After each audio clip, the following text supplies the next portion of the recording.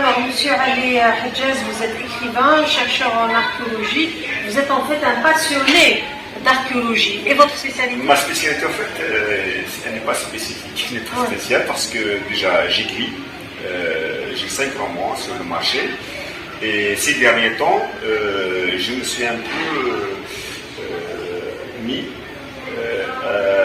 à l'image. Donc j'ai créé une chaîne YouTube. Et comme j'ai la passion de l'archéologie, et notre pays en regorge, donc je suis allé voir les sites que j'ai rencontrés avant par hasard, qui ont beaucoup de valeur, et je leur rends des visites pour les faire connaître, et aussi ça contribue à la recherche. J'essaie de comprendre, j'essaie de faire des comparaisons par rapport à ce que les autres ont écrit. Qu'est-ce qu'il reste à écrire, est-ce que c'est juste, est-ce que c'est faux, ainsi de suite, parce que surtout en ce qui concerne les figures rupestres que nous trouvons actuellement un peu partout en Algérie, particulièrement en Kabylie,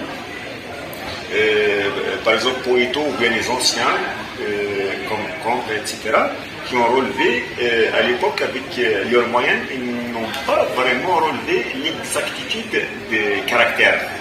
Et actuellement, qu'est-ce que je fais moi?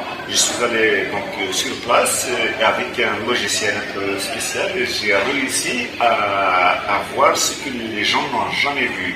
Donc aujourd'hui, je peux dire que les relevés avant, c'est-à-dire si tu relèves des caractères et qu'il y a confusion, par exemple au lieu de relever par exemple 2 points, or que c'était un trait, au lieu c'est-à-dire quand tu montres quelque chose, ça veut dire la phrase elle est faussée. Donc moi je peux dire aujourd'hui que les chercheurs, ou bien les archéologues qui ont travaillé à base de corpus, de Poéto, etc., il y a beaucoup d'erreurs. Ah oui? Oui. Oui.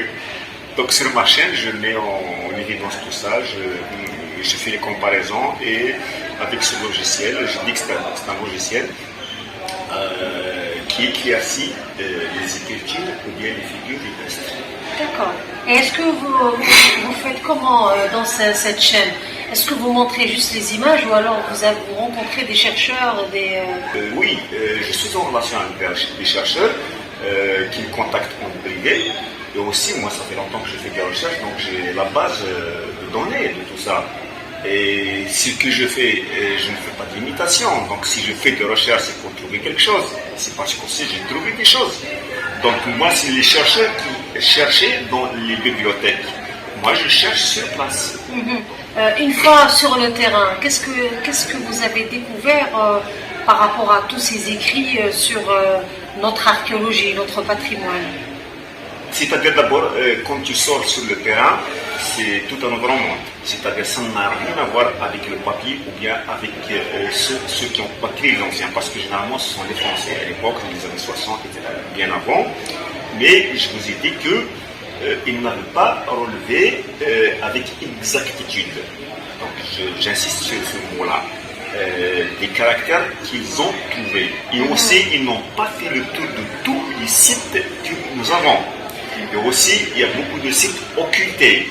Donc, qu'est-ce que je fais maintenant pour répondre à votre question? C'est-à-dire, quand on est sur le terrain, les pierres vous parlent, les arbres vous parlent, la toponymie vous parle. Donc, ça n'a rien à voir. Vous êtes imprégné jusqu'à être vous-même un élément de tous ces éléments archéologiques, parce qu'il y a une certaine énergie qui se dégage. Et moi, j'essaye de traduire tout ça dans mes vidéos que tout le monde peut voir. Enfin, qu'est-ce qu'il faut taper? La Kabylie profonde sur YouTube.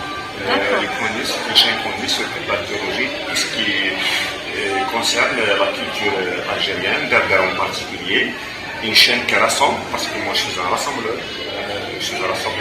Et aussi, j'incite les gens à exprimer ce qu'ils veulent et marcher pour ce qu'ils veulent exprimer.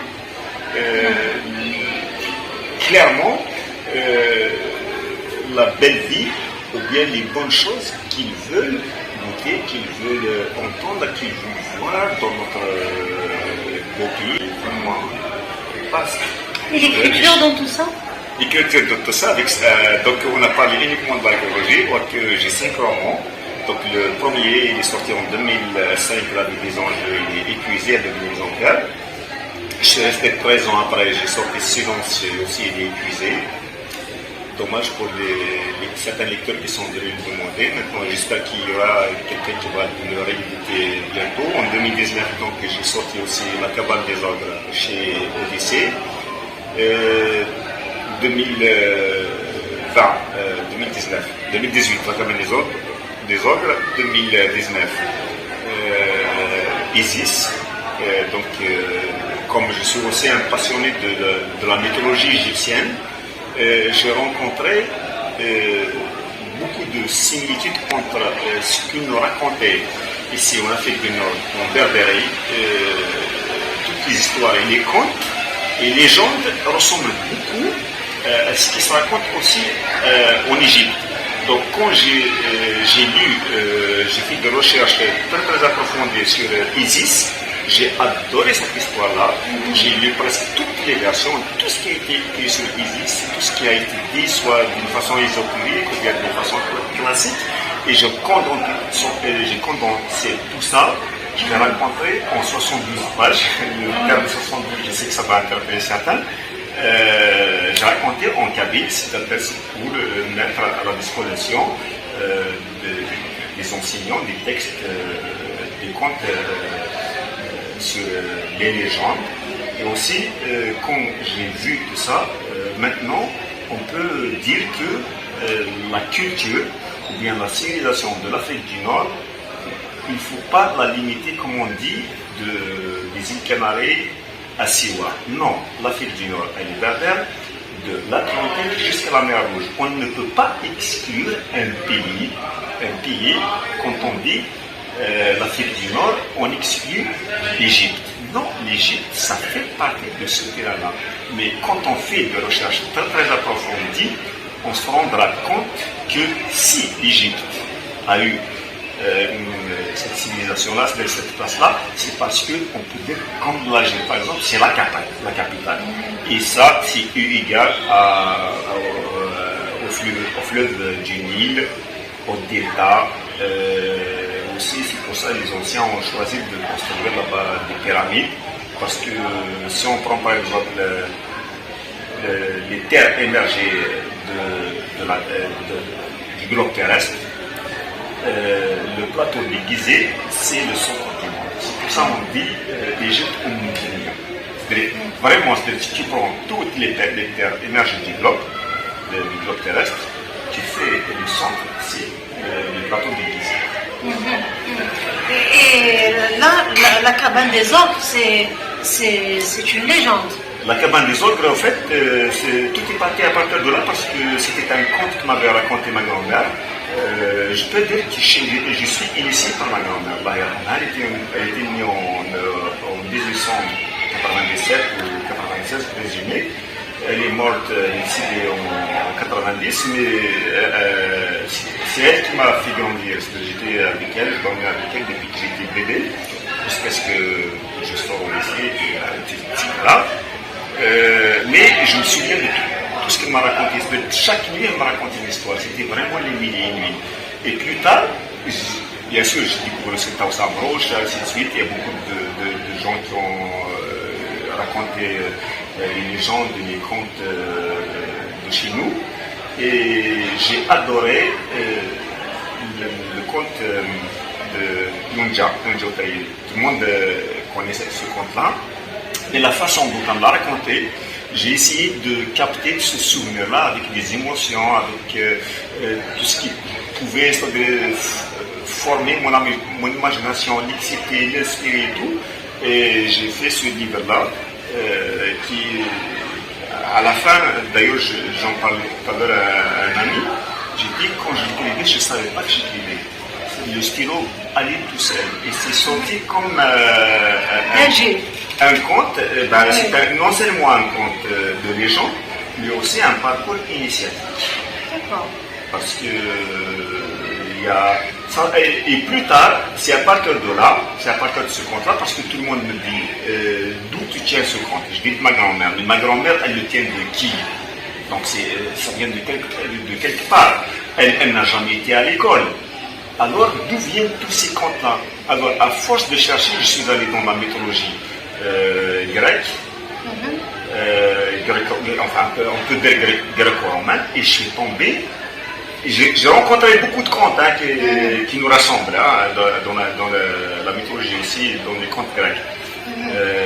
Mais quand je suis tombé sur la mythologie égyptienne, alors là, c'est comme si il y a une lumière qui s'allume dans le noir.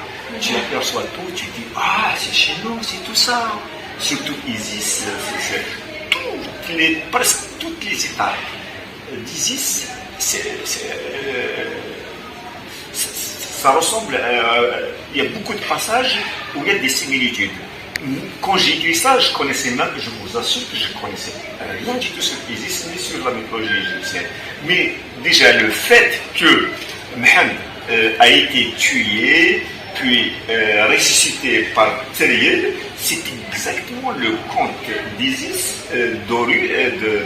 d'Osiris, qui a été ressuscité par Isis. C'est-à-dire que ça, c'est juste une allégorie, c'est juste un point, mais ça ressemble. Et alors, c'est pour ça qu'on peut dire, qu'on peut affirmer maintenant, c'est-à-dire la civilisation de l'Afrique du Nord, elle nous réunit tous, mais il suffit juste de faire des recherches. Mais quand on fait des recherches aussi, il ne faut pas, c'est-à-dire, se limiter à une époque ou bien à des considérations, ou bien à des frontières, ou bien... Non, il faut élargir et aimer toutes les civilisations, aimer tous les peuples, et essayer de voir aussi, donc je reviens au rassembleur. Comment on rassemble tout ça? Merci beaucoup. Merci. C'est gentil. Merci.